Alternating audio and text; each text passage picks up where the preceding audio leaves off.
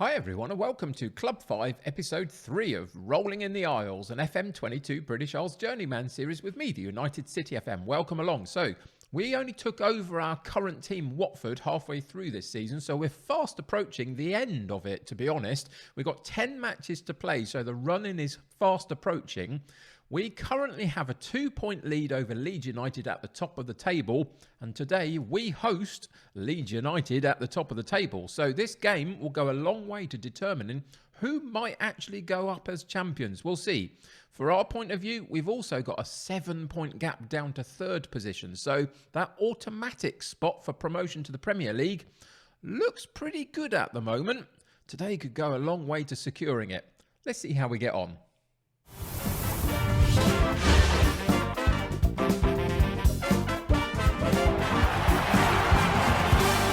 Welcome back to Watford. So yeah, we are doing really well. It's gone very well since we came into the club. I'll show you the current run of fixtures in a second, but we do sit top of the table, 2 points clear of Leeds. We play them today, big match, but it's that third spot that I'm more interested in just at the moment. If we can keep clear of that, then we will go up automatically to the Premier League, and that's now my intention. The board wanted me to qualify through the playoffs, or at least reach the playoffs.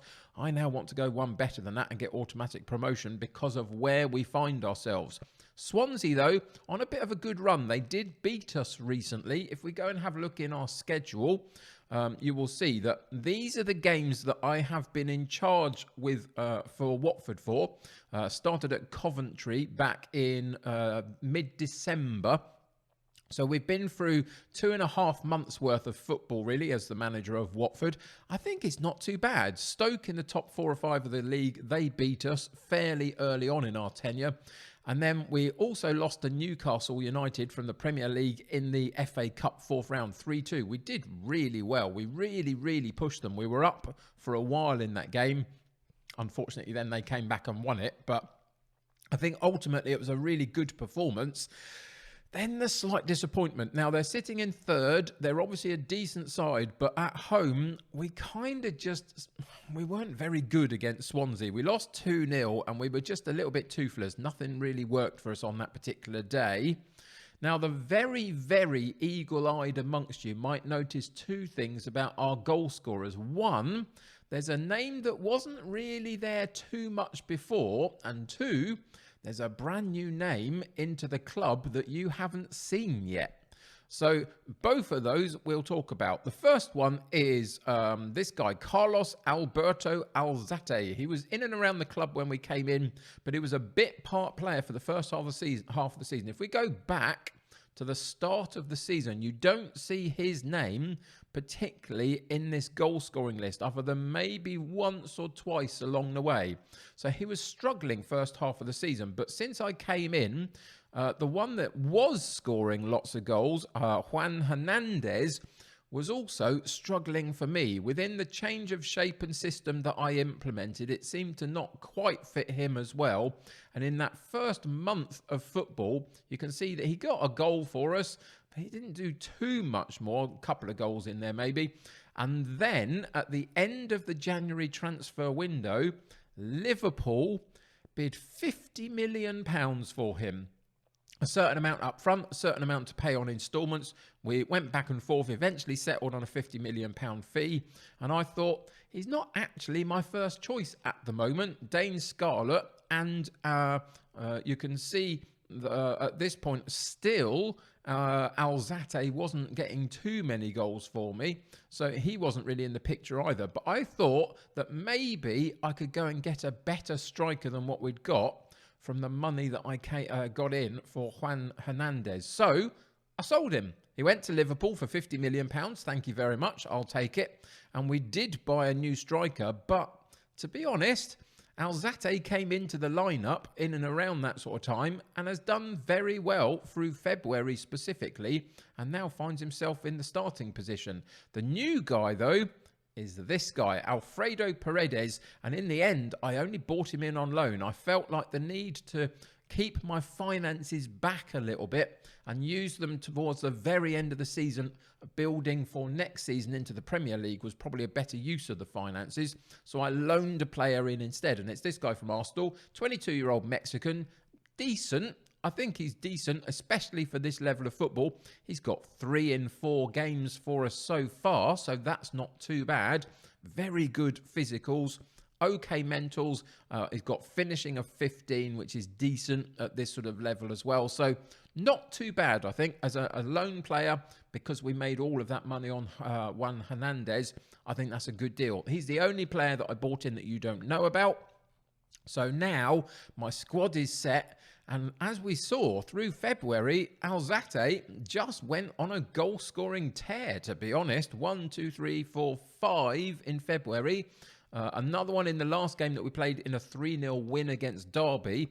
Let's see if he can continue that today against Leeds. So all of that sets us up very nicely for a big top-of-the-table clash. So let's see how we get on.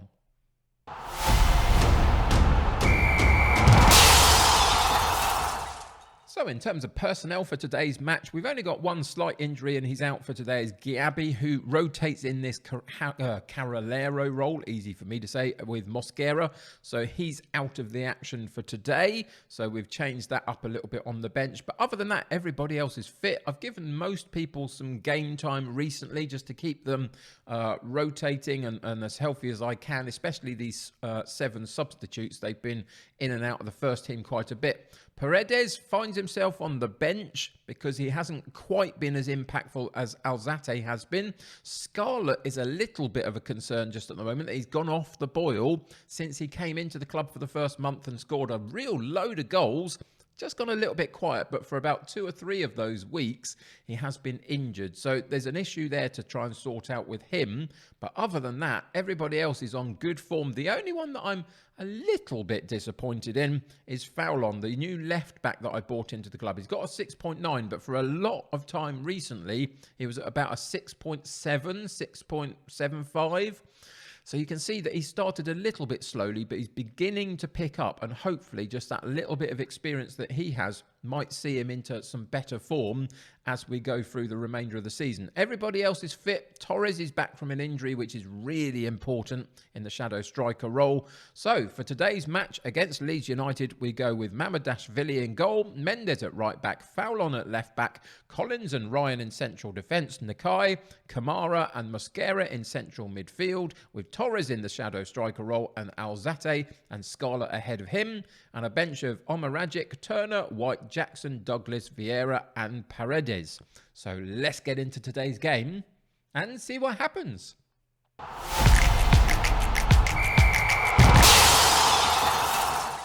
So I've gone with the philosophy of keep the players on an even keel rather than try and rile them up for the big occasion. Try and relax them down. I've told them to stick to the plan, be patient, and we'll be fine. Done that with my hands together as a gesture, so nothing overtly in their face, nothing to rile them up. I feel like sometimes these big occasion matches, when it's important, the best way is just to chill them out as much as is possible and see if we can get a solid performance out of them. If we don't lose this game, I will be happy with that. If we can win this game, I'll be doubly happy with it. But it is Leeds United on the ball, but we take it from them brilliantly well. Scarlett drops in to get involved, and Alzate, and the goal-scoring machine does not do it again. 10 minutes in, he gets his first opportunity, and for whatever reason, on the big occasion, he can't quite manage to do it. Of course, he can't quite manage to do it. I've built him up for the last 5 minutes. Why would he? Why would he now go and score a goal? It was a good bit of defensive work, though, and Alzate does it again for us. Inside our own half, drops in and gets involved in the play and takes the ball away from Leeds United. And Scarlett, who's been a little bit off the boil, as I say, since coming back from an injury, again gets through on goal and again puts it narrowly wide. We're putting the pressure on. We're getting a couple of shots away.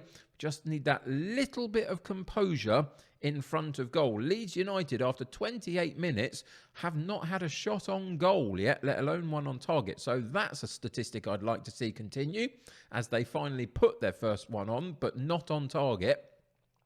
So if we can get through to half-time at 0-0, give us something to work with in the second half. If we could nick a goal, that would be fantastic. But it's very, very quiet. Leeds have come back into the game in terms of their shots at goal. 50-50 possession, neither XG rating, the expected goals from the game, is particularly strong, although ours is better. And we do get to half-time at 0-0. It's not terrible, but it's on a knife edge. And, of course, they could nick the points with a single goal if they get their second half right, as we could as well. So we're going to point the finger, I think, rather than pump them up. And I'm going to say the fans expect a win. Don't let them down. So now we go into another gear. We're going to go into the shouts and fire them up for the start of this second half. So we've had a chilled out first half where we've kept a good amount of opportunities at goal, good amount of possession, etc. Now is the time to try and turn the screw a little bit on Leeds. Hasn't worked out so far. Early in this second half, 5 minutes in, they've had a couple of chances from highlights, and they've got another one here, and we get the ball clear, but there's nobody there to pick it up for us, and Leeds will recycle possession. Can we get another opportunity? We can. We take the ball again. Scarlett dinks past one defender, gets through on goal, and the goalkeeper does brilliantly well. Scarlett had a lot to do, but the goalkeeper had even more to do, it felt like, to close that one down, and he managed it very well. Foul on with a throw-in down this left-hand side, gets it into Kamara, and the Kai takes over. Scarlett again into the box, and again narrowly wide.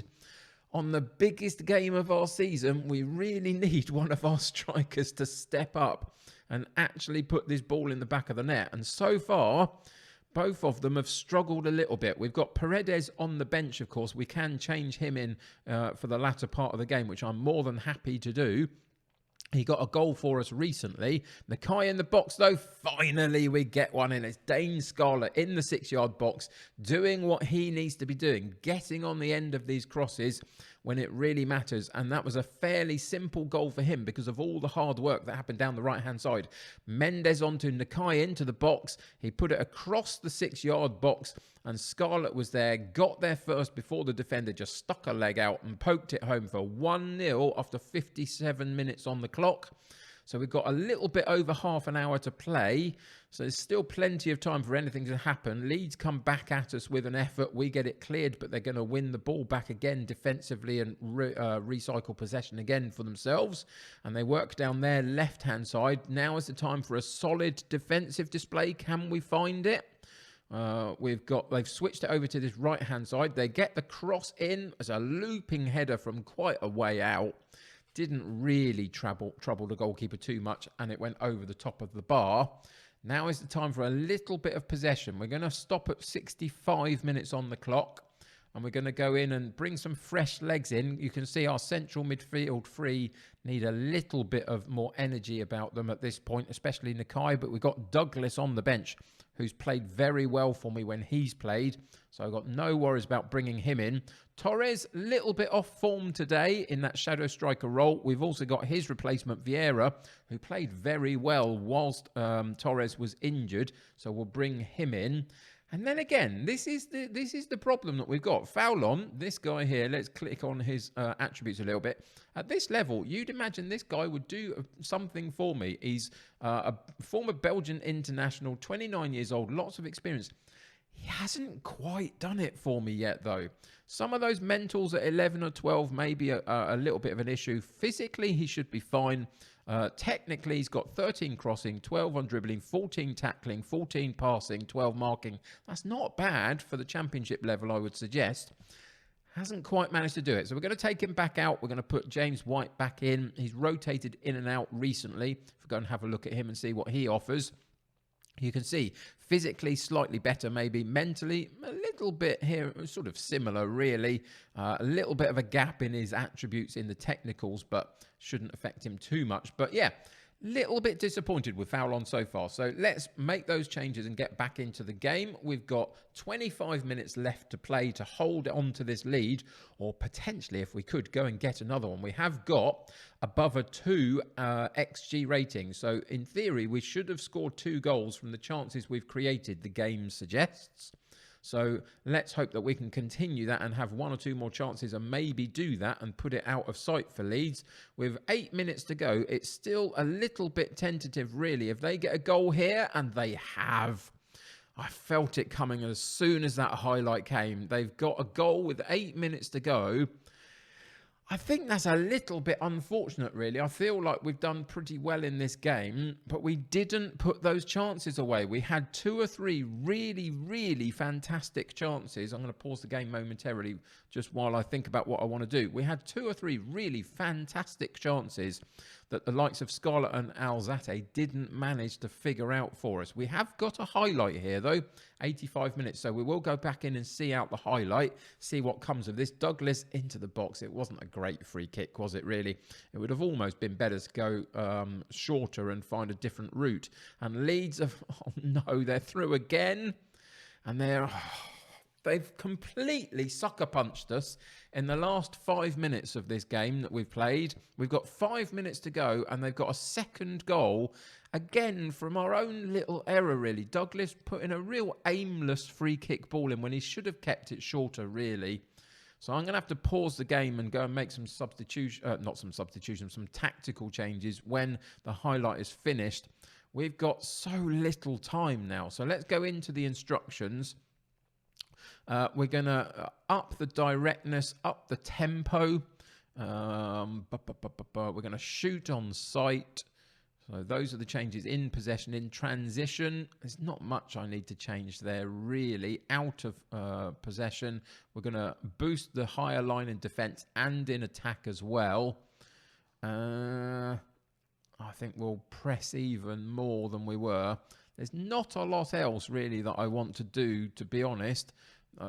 So we're going to have to go and see whether that can get us anything. We'll go into the shouts and demand more from them one last time. We've got moments left. We've got 4 minutes of injury time, and those are going to fly by. You can feel it already. There won't be a highlight in it. It will just go through to full time, and that's what it does. That's really... Every time I come back for an episode, we don't do very well, but I can assure you this Watford side are playing quite well most of the time. We came back against the biggest side against us this season. We had an advantage in terms of how well we'd played for that game, a 2.5 XG rating. Unfortunately today, other than the fact that Scarlett got his goal, both Scarlett and Alzate, who I built up before the game, were not very good. They had their chances. They had 2 or 3. We could have scored 3 goals quite comfortably on this day, and that might have sucked all the life out of Leeds earlier in the match, and they wouldn't have been able to come back. But they got an 83rd and an 86-minute goal, and they kind of sucker punched us and took the 3 points, unfortunately.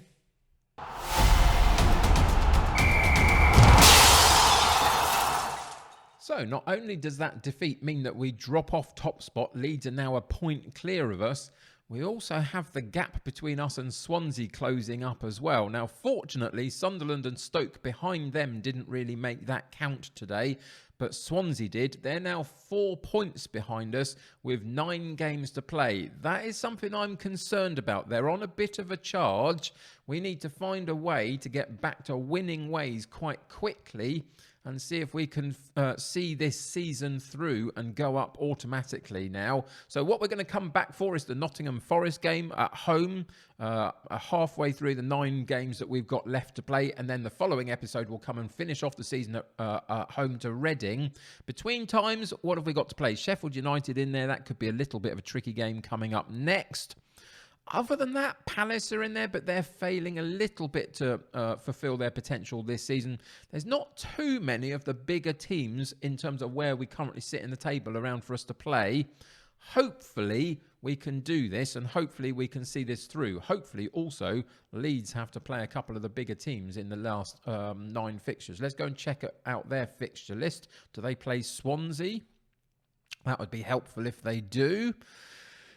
They do on the very last day of the season, and Stoke, who are in 4th place as well. So that's not too bad. There could be lots of twists and turns still to play for this particular season. And hopefully, everything crossed, we can still go up automatically. I think we're in a good position.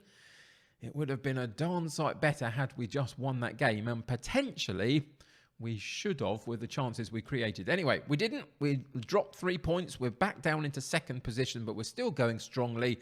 Let's see how we finish off. Thank you for joining me today. That's going to do it for this particular episode. Subscribe to the channel if you haven't already and join my United City community. The more the merrier. Click that like button on this particular episode. That will help me get seen by more people. Until next time, take care of yourselves. I'll see you very soon. Bye for now.